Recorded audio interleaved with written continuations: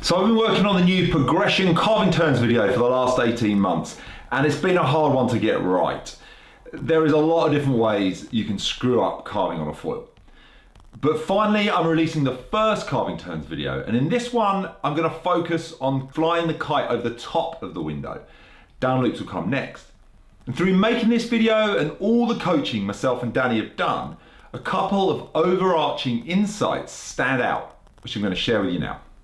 Once I got into my foiling and I started carving, I very quickly learnt the down loop, and I thought, right, everyone has to do a down loop. It's the only way to do a carve. And if you look at a lot of the other carving turn videos that maybe are out there for foiling, you'll hear quite often people say, oh, you know, you can fly it over the top, but you know, I down loop it, so I'm going to show you how to do the down loop. And that was kind of the way myself and Danny, who I coach with, like that's the way that we approached it initially. But from actually teaching people, we realized that pretty much everyone learns by flying the kite across the top. Hence why this is now the focus for this first carving turn video. And we've got three progressions that you're going to work through. We start with the hillside to toe side carve. So we look at this in detail and we go across all the different areas of the kite, the board, the foil. So once you've got that, then we move on to our second progression, which is the toe side to hillside carve. Similar, but there are definitely some key differences there that we need to work through. So once you can carve one way and then you can carve back the other, you can link these together one after the other, and that's when we start looking at S-turns, and that's our third progression. Now, across all of this, there's two key things that we come back to that you really need to be focusing on. Now, the first one is weight forward. It's not a new thing. Yeah, you hear it all the time with foiling. Oh, you gotta get more weight forward, you gotta get more weight forward, you gotta get more weight forward. But in the carve, it's so important, because as you carve round, you're gonna build up speed through the momentum of the turn. And so as you build up speed, you're going to generate more lift, so you need more weight. And with a carve on a foil, we don't have that edge that we do on a twin tip or a surfboard. So we're not pushing an edge in to carve round. In many ways, what we're doing is we're loading up the front foot and we're allowing the kite to pull us around the turn. So we use the yaw of a foil to push the nose of the board round. Now, anyone who's tried this will see how easy it is for your weight to come back and for the board to ping out of the water. Actually, the main reason why people find it hard to get their weight forwards is because they get the kite in the wrong position. And very few people focus on this. They always focus on what's really close to them, what's going on in the board, maybe a little bit of bar, but the bar's so connected, obviously, to what's going on with our kite. Understanding the kite movement is the most important part of getting round your carve. I guarantee you that every time you crash from one of these, if you think about what you've done with your kite, you've probably more than likely got the kite wrong, and then that has caused other problems to crop up.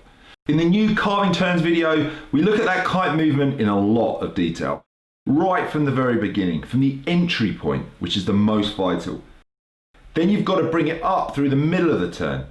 And then how do we exit? Ensuring we have power right through to the final stages of the carve. And I think this is one of the key things about progression videos, is that we film both the body position and the kite at the same time so that we can sync them together.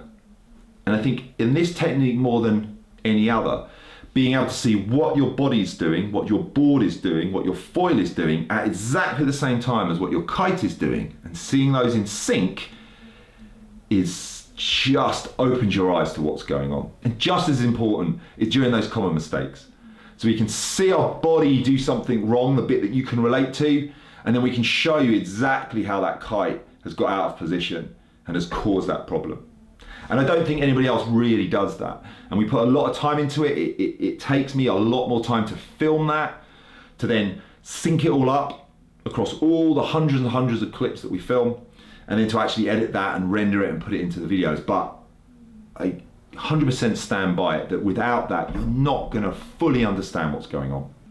So today we're also releasing the Foiling Gybes Collection. So you can now buy all the videos that make up the jibe in one package. That starts with the toe side video that we released a year ago. We then move on to the carving turns, kite over the top video that we released today. We'll have the upcoming down loops video, we'll slot in there when that's released. And then we've got the foiling foot change video, which came out a few months back. All those different techniques all build so that you can do the best carving turns, the best toe side riding, both broad and close to the wind. And then you can really nail that foot change and get it consistent. And soon enough, you're going to be able to get those down loops in as well. So we cover all these techniques in this in-depth detail that is so unique to a progression video. I hope you enjoy this video. I hope it makes your time on the water a lot more fun, because that's the most important thing across all of this. If you've got any questions, obviously get in contact. Just remember these two things. You need to be getting weight forwards, and you need to understand that kite movement. And if your kite movement isn't right, you're not going to get your carve and turns in. Have fun on the water, and I'll see you soon.